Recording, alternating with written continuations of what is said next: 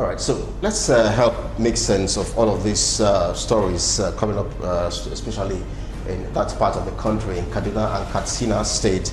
Tonight, as we zero in, of course, on this big story about a leaked memo from the Department of State Services, a memo, a letter sent to the Nigeria Security and Civil Defense Corps, NSCDC, about the NSCDC gathering intelligence and ensuring that they are up and doing as bandits or Boko Haram terrorists, according to the letter, have invaded a forest in Kaduna State. To help us make sense of all of this is someone who is resident in Kaduna State, Pastor Gideon Mutiu, founder, Governor's Assembly. He joins us live from Kafanchang in Kaduna State. Thank you so much, Pastor Gideon. It's good to see you again. The last time we spoke, some weeks ago or months ago, I cannot remember now, but we saw the release of about 15 abducted students released as well from the Bethel Baptist Secondary School. We understand 10 more have just been released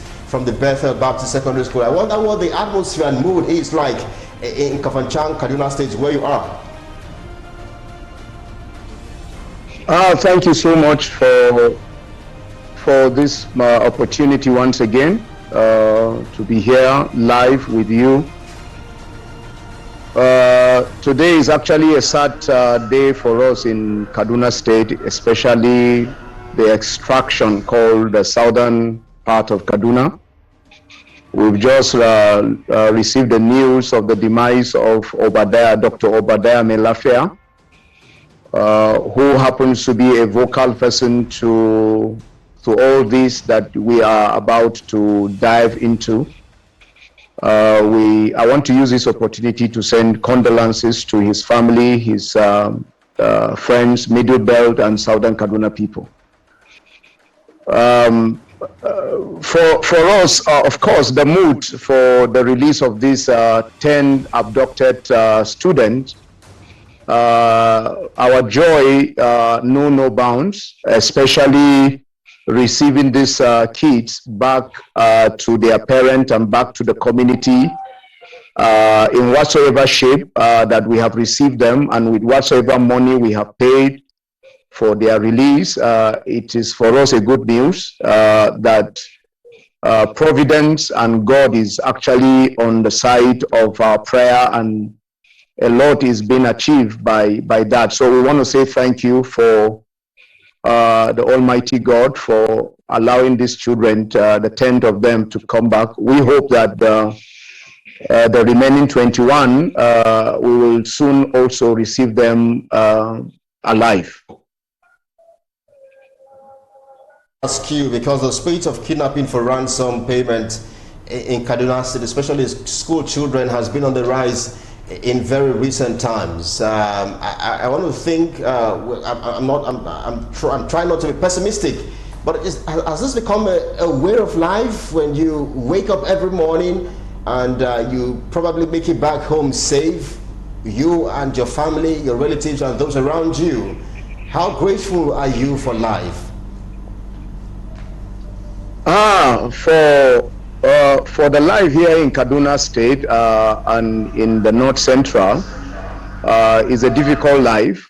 Every day you wake up like you are preparing for your funeral.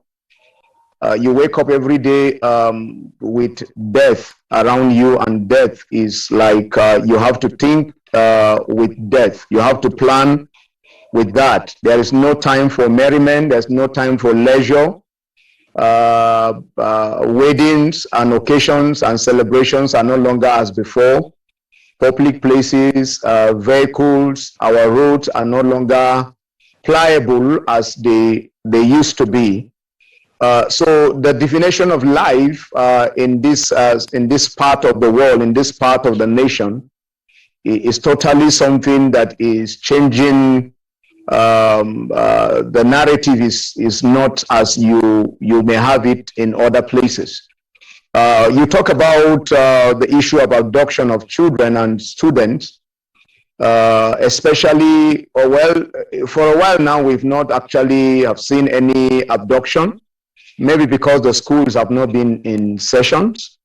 But the governor and the government have actually declared last week resumption for schools.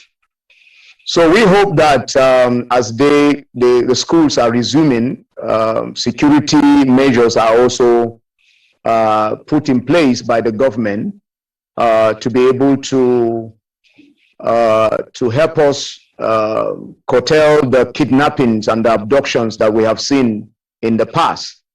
Most especially when they don't allow individuals or schools or these organizations or these associations to have their own security apparatus and security measures, and even to have arms. So you are limited to what you can do. You rely on the government for that to actually handle. So we hope that in the coming weeks, the story will not be as usual. But let me also explore this question just before we talk about other issues. The parents around you, since the Kaduna State government has announced resumption of schools in the next coming days or weeks, I'm not sure if it's tomorrow now, are they willing to release their children to these schools? Yeah, there is total what I can call people are not optimistic concerning that. There is total weakness, and parents are not as willing as they ought to. I am a proprietor. I have a nursery and primary school, so I know what it means, and I know the discussion that is ongoing now concerning resumptions.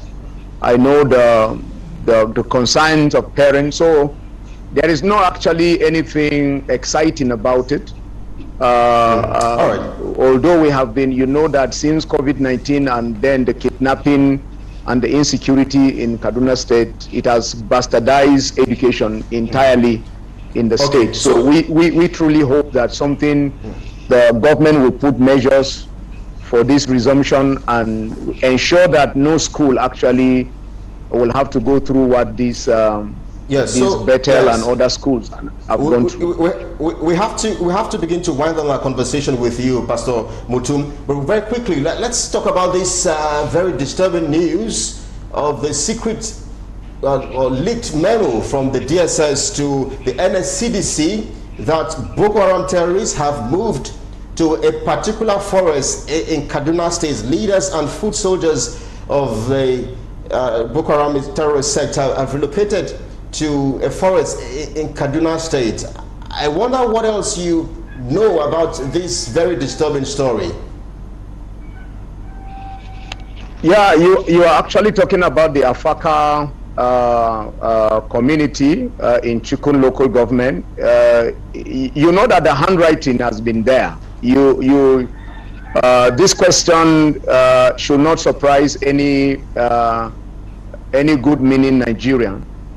Nobody should be surprised about Boko Haram finding a soft ground and a landing place in Kaduna State, because the body language of the government has actually given room for that. So the rising of the fight against insurgency, the fight against kidnapping, the fight against Boko Haram in other areas moving into Kaduna is truly not a surprising thing for us. In fact, for us, it's something that we've said over and over. This is not the first time we are talking about this. So thank God that this one is not coming from the late Dr. Melafia or any other personality from the Southern Kaduna extraction or security analysts from Nigeria or any part of this nation. This one now is coming from the DSS, is coming from Nigerian civil defense, is coming from the security. So if the civil defense are the ones telling us this now, I think we should take it serious. The government should be able to know what to do about it. But we are already living with Boko Haram. It's just the nomenclature. It's the issue of nomenclature, and they are changing the style of engagement. If you know the Boko Haram in the northeast to be killing people, in this place actually is a business of gathering money for whatsoever is ahead of them. Either it is for jihad, either it is for politicking, either it is for filing a political candidate or whatsoever. We know that we have been impoverished. We've been refused to go to our farms, our little plots of land, houses, and whatsoever savings that civil servants from the Southern Kaduna extractions have gathered is being sold out now as I speak to you to pay for ransom. So we know that the Boko Haram that is coming to us is coming with the face of impoverishing us, is coming with the face of making us starve with hunger by not allowing us to access our farms. So those are the narratives that you can find within the Southern Kaduna or Kaduna State, or even Mutu, by extension, the North Central. Yes, so the North Yes, so we have to let you go now, but just one final question. According to the leaked memo, the memo from the DSS to NSCDC, a part of that memo says, quote, the NSCDC has been directed to step up surveillance and intelligence gathering on the aforementioned areas and environs. I want to ask you, by the way, what's the level of security presence in Kaduna State, probably in the past 1 week? Do we have more of security presence around the environment where you are? Yeah, to be fair with the government, I can tell you there are some level of victory or success recorded in the past 2 weeks. For instance, the College of Forestry and Mechanization in Afaka, the perpetrators have been apprehended. The killing of the senator's son, that pilot Abdul Karim, the perpetrators also they've been arrested. So we have seen some level of success in terms of arrest. We want to see more regarding other issues, as we said. If they are asking them to beef up surveillance in the Regina forest in order to curtail this issue of Boko Haram relocating, we want to see it beyond the rhetorics of it. We want to see a serious engagement that will give confidence, because Nigerians have lost confidence. People in Kaduna State, people in the Northwest region have lost confidence in their government. So I can tell you there are some level of success in arrest, which we actually give it to the government and the security personnel on that. Founder, Governors Assembly, Kafangchang, Pastor Gideon Mutum, live in Kaduna State. Such a pleasure to speak with you, and of course, fascinating insights. Thank you so much for your time tonight.